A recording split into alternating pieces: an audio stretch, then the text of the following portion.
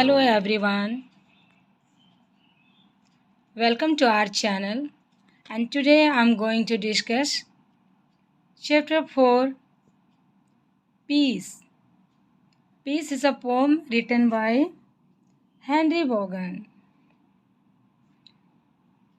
Piece नाम की ये पोएम हेनरी वॉगन के द्वारा लिखी गई है और आज हम लोग इस पोएम को डिस्कस करने वाले हैं.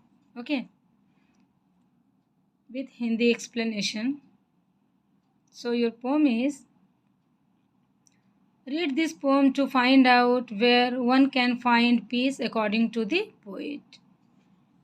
पीस कहाँ मिल रहा है, कहाँ से फाइंड किया जा रहा है पोइट के अनुसार, आज हम लोग उसको देखेंगे according to the poet. Before starting this poem I would like to share some information about the poet Henry Vaughan. Henry Vaughan was born on April 1622. He was educated in Oxford and studied in law in London before being recalled him after the Civil War broke out. And he is the author of several volumes of poetry. बहुत सारी इनकी poetry हैं, including poems with the 10th Stair of Juvenile English, written in 1646. Vaughan was considered as a metaphysical poet alongside poets John Donne and George Herbert. तो ये इनके contemporary रहे थे, John Donne और जॉन हर्बर्ट के. इन्होंने बहुत सारी पोइट्री लिखी हैं जिनमें से पीस भी एक है. So now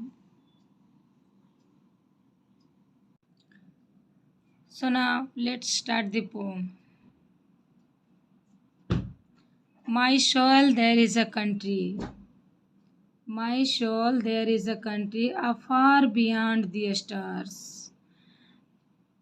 Poet want to say that Vaughan is very simple and uplifting poem and about the word of heaven and what waits of humankind there. Vaughan बहुत ही सिंपल तरीका से लिखते हैं और वो कहते हैं कि जो ह्यूमन काइंड है, जो इंसानियत है, इंसान है, उनका क्या कनेक्शन है हेवन से, वर्ल्ड ऑफ हेवन, उनका क्या कनेक्शन है और वो किस तरह से इस कनेक्टिविटी को शो करना चाहते हैं इस पूरे पोम में. Through out in this poem the speaker describe the nature of the haven. ये हेवन की नेचर को दिखा रहे हो कि हेवन की प्रकृति क्या होती है, उनका वर्चू क्या होता है, हेवन होता क्या है एक्चुअल में, वो उसको डिस्क्राइब करना चाह रहे हैं. और वो बताना चाह रहे हैं कि it is a place without danger और सैडनेस. कि हेवन एक ऐसा जगह होता है, ना वहाँ कोई सैडनेस होता है, ना कोई डेंजर होता है, ना किसी तरह का कुछ खतरा होता है. Only field with the peace and happiness of God. सिर्फ और सिर्फ खुशियाँ ही खुशियाँ होता है जो कि गॉड के द्वारा वहाँ पर फैलाया जाता है. बहुत ही अच्छे से इस पोएम को हम लोग समझेंगे English with Hindi. So my soul, there is a country afar beyond the stars. तो मेरी जो आत्मा है, माई सोल, मेरी आत्मा, देयर इज़ अ कंट्री, एक देश है. मेरी आत्मा क्या है? एक देश है.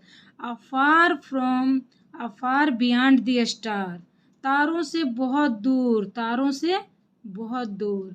Where stand a winged sentry, जहाँ पर एक पंखों वाला सेंट्री क्या होता है? एक गार्ड होता है, पंखों वाला गार्ड खड़ा है. चूँकि बात यहाँ पर हेवन की हो रही है तो पंखों वाला गार्ड खड़ा है.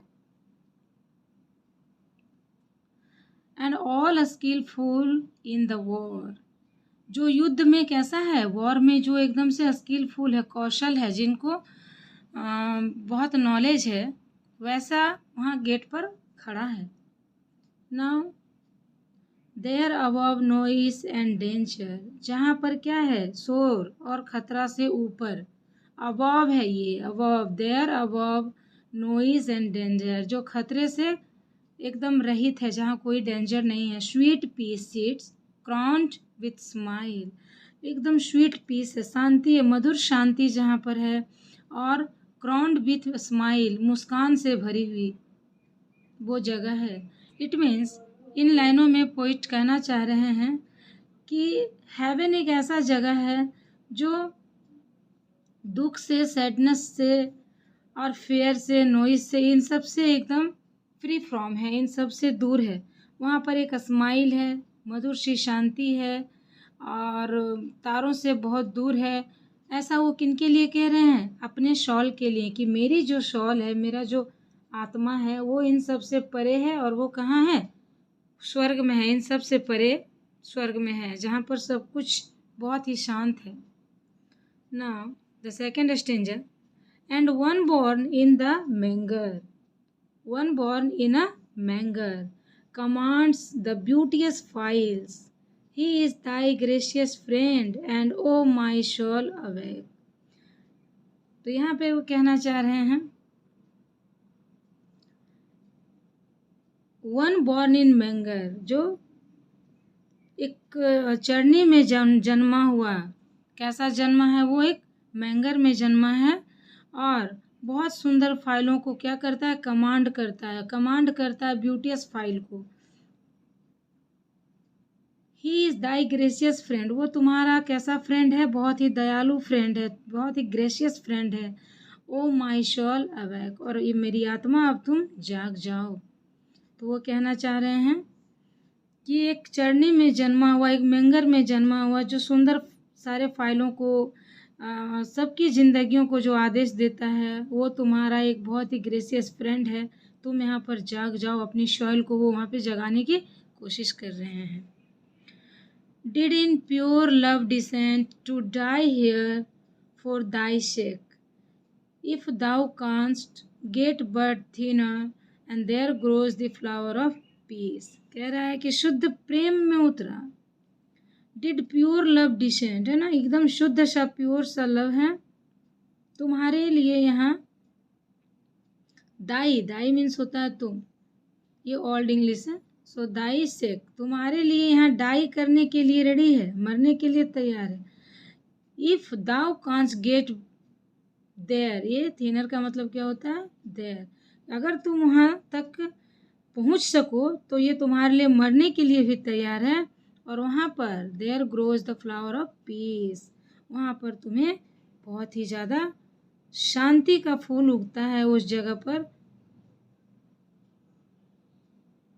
जहाँ पर प्योर लव है, शांति का फ्लावर उगता है। Next stanza, the rose that can not wither, जो रोज है वो कभी भी विदर नहीं होता। विदर मीन्स क्या होता है? खराब या बासी। The rose that can not wither, thy fortress and thy easy, leave then thy foolish ranges, for none can thy secure, but one who never changes, and thy God, thy life, thy cure. इन लाइनों का मतलब है, तुम्हारा जो किला है और तुम्हारी जो सहजता है,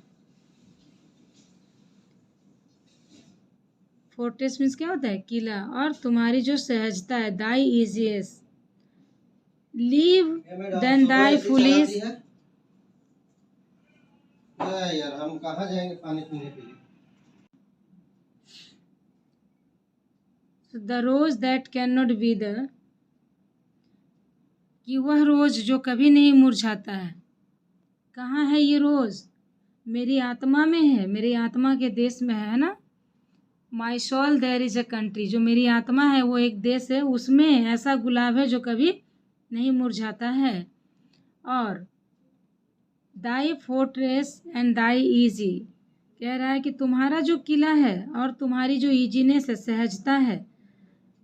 leave then thy police ranges, अपनी बेवकूफ़ियों को छोड़ दो, उनकी सीमाओं को छोड़ दो, मूर्खता की जो सीमा होती है उनको छोड़ दो, क्योंकि for none can thy secure और दी सिक्योर, कोई भी तुम्हें यहाँ पर सिक्योर नहीं कर सकता है। But one who never changes, एक ही ऐसा चीज़ है जो कभी नहीं बदलता है, दाई गॉड, दाई लाइफ, दाई क्योर, वो तुम्हारा ईश्वर है, तुम्हारा जीवन है और तुम्हारा इलाज है जो कभी नहीं बदलता है। तो इस पूरे पोम में पोइट क्या कहना चाह रहे हैं? पोइट कहना चाह रहे हैं कि जो मेरी आत्मा है वो एक देश है, वो तारों से बहुत दूर है, जहाँ पर एक संतरी खड़ा है। संतरी मतलब एक गार्ड खड़ा है, एक गार्ड खड़ा है, और जो पूरे युद्ध में कौशल है, लड़ाई में एकदम निपुण है, स्किलफुल है, और वो सबसे क्या है, नॉइस और डेंजर से सबसे दूर है, उन सबसे वो दूर है, जहाँ पर मधुर शांति है, मुस्कान से भरी हुई। एक एक चरनी में जन्मा हुआ सुंदर फाइलों को सजा कर रखता है, आदेश देता है। वह तुम्हारा दयालु मित्र है। हे आत्मा, तुम जागो, ये तुम्हारा अपना कंट्री है, तुम्हारा अपना साम्राज्य है। तुम्हारे लिए यहाँ मरने के लिए वो यहाँ रेडी है। अगर तुम यहाँ तक पहुँच सको, तुम आत्मा के स्वर्ग तक अगर तुम पहुँच सको, जहाँ शांति के फूल उगते हैं, तो याद रखना कि वो गुलाब कभी नहीं मुरझाता है। और जो तुम्हारा ये किला है, तुम्हारी ये सहजता है,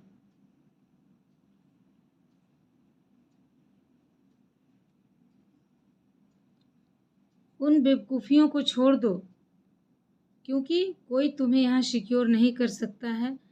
सिर्फ और सिर्फ एक चीज़ है जो कभी नहीं बदलता है, वो आपका गॉड है, आपकी लाइफ है और आपके इलाज है। इट मीन्स कि गॉड पे फुल्ली फेथ रखना है। वही एक चीज़ है जो कभी नहीं बदलता है, बाकी पूरी दुनिया बदलती रहती है। So I think that is very very informative poem and very nice poem it is, written by Henry बॉगन। बहुत ही खूबसूरत सा ये पोएम था। पीस नाम से ही पता चलता है कि गॉड पर फेथ रखने के लिए कहा जा रहा है कि सब कुछ खराब हो जाएगा, ख़त्म हो जाएगा, लेकिन जो अपनी आत्मा का देश है, उसके आत्मा के देश में ये सारी चीज़ें कभी नहीं ख़त्म होगी। और वो गॉड पर फेथ रखने के लिए आपको ऐसा आपसे प्ली किया जा रहा है, आपसे आग्रह किया जा रहा है। Okay, so now I think we have discussed our poem, और आपको ये पोइट्री समझ में आई होगी। नेक्स्ट वीडियो में मिलते हैं इसका क्वेश्चन आंसर के साथ। तब तक के लिए thank you, thanks for watching.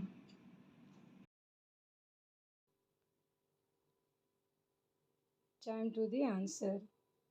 Reference question, reference to the context question.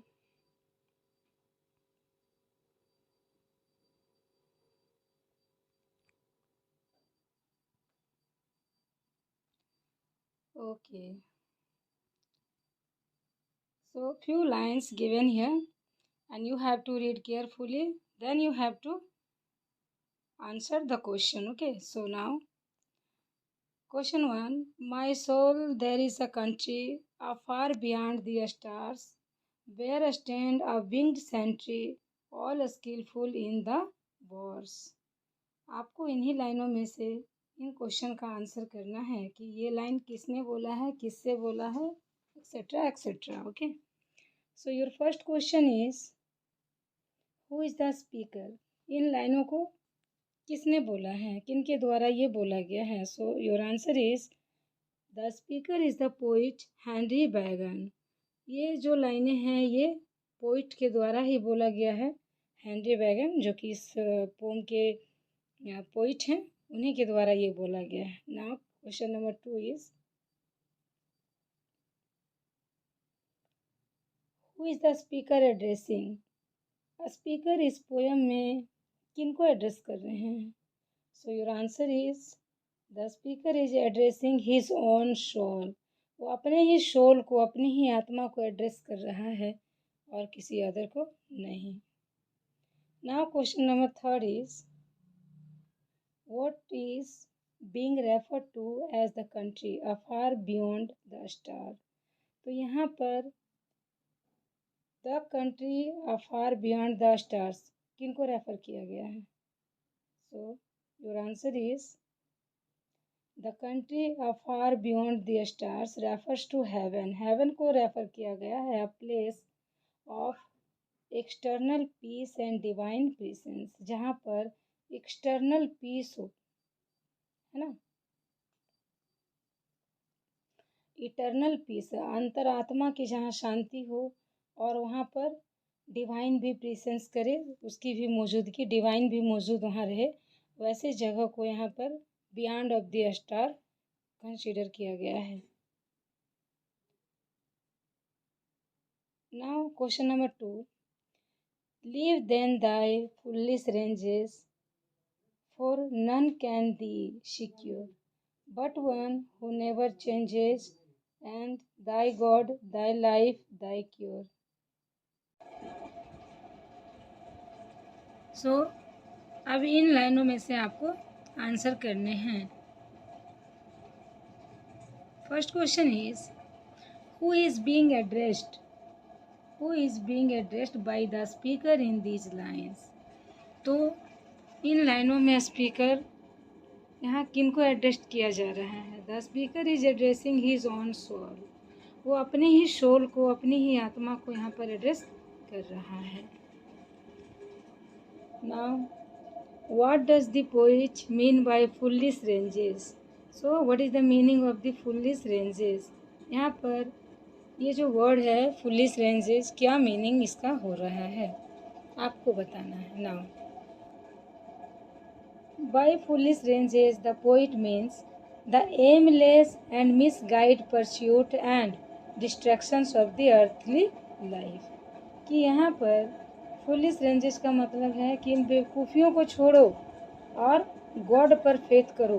बिना एम की ज़िंदगी है वो मिसगाइड हुआ जा रहा है, डिस्ट्रैक्शन में फंस जा रहा है। तो इन सब को उन्होंने foolish ranges बोला है। Now question number B,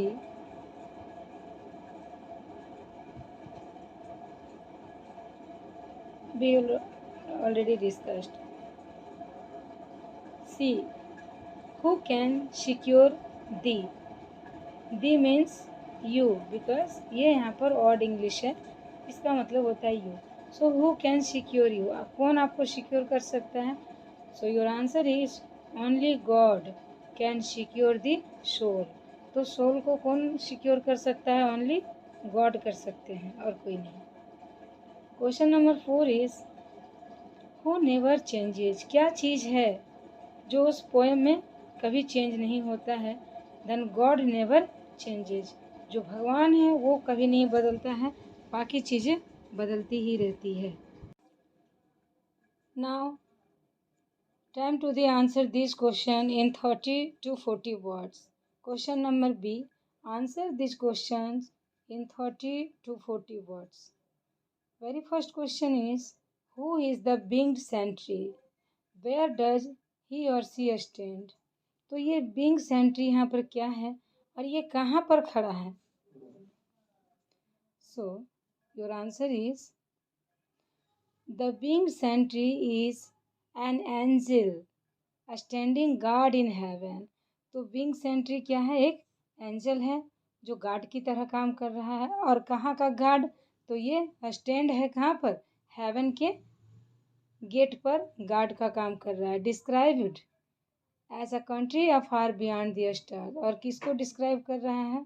एक ऐसी कंट्री जो स्टार के बियॉन्ड है, स्टार से भी बाहर है, उससे भी आगे है, दूर है। Now question number 2 is, where can peace, where can peace be found according to the poet? Poet के अनुसार पीस कहाँ पाया जा सकता है? So your answer is, according to the poet peace can be found in heaven. Heaven में peace found किया जा सकता है, पाया जा सकता है। Where it sits crowned with smiles above noise and danger. तो नॉइस और डेंजर से बाहर कहाँ पर बैठा है वो? क्राउन में, ताज पर बैठा है। इट मीन्स कि स्वर्ग में बैठा है, स्माइल कर रहा है, और वो नॉइस और डेंजर से ऊपर है, इन सब से परे है। Question number 3 is, who is being referred to as one born in manger? तो वन बॉर्न इन मैंगर किसको रेफर कर रहा है?